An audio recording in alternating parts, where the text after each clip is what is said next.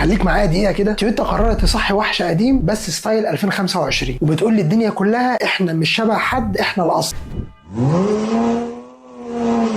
وعملوا عربيه اسمها تويوتا جي ار جي تي، ودي ما كانتش عربيه عاديه، دي من وجهه نظري رساله تهديد مباشره للجماعه الالمان. اسمع الحكايه. الجي ار جي تي هي جايه من قسم اسمه جازو ريسنج، وده القسم بتاع الاداء المتخلف في تويوتا. سباق، صوت، وعربيه بتقول لك امسك كويس عشان هنطير كمان شويه، سواء على تراك ولا على طريق عادي. هو ايه الموضوع يا عم عمر؟ الجي ار جي تي 8 سلندر توين تيربو هايبر، ده خبطتين في الراس توجع، خلوهم 3 850 نيوتن محترمين، وتسارع يخض، وصوت موتور يخليك تطفي الراديو وتسمع 641 حصان دول بيقولوا ايه. بس بقول لك يا عم عمر، سمعت ان هو بيقولوا ان هي نازله بديل للكسس ال اف اي. يا جدع انت عيب، اخص عليك ما تقولش كده، ال اف اي ملهاش بديل. خلينا نقول ان هي مش بديل مباشر، ونعتبر الجي ار جي تي من تويوتا هو الابن الكبير لل اف اي، بس بعد ما نزل الجيم وعدل في نفسه شويه. نفس الروح نفس الجنون، بس التكنولوجيا حاليا تزعل ناس كتير. ال اف اي كانت سيمفونيه مش هتتعوض، الجي ار جي تي دي حفله الساعه 3 الفجر. خلينا نقول ان هي لسه بروتوتايب، يعني نسخه تجريبيه، فوارد الشكل النهائي بتاعها ارقام تزيد شويه تقل شويه، يغيروا في الشكل حاجه بسيطه، يلعبوا في الايروداينامكس، بس المتعارف والمعتاد من تويوتا البروتوتايب حضر، فالعو جاي. والعربيه دي لما تنزل رسمي هتزعل ناس كتير. قول لي بقى صديقي دلوقتي، لو معاك الاختيار تختار الجي تي جي ار الحاليه ولا تروح لل اف اي باللكزس؟ اكتب لي رايك في الكومنتات. وبس كده، انا عمر عباري، سلام.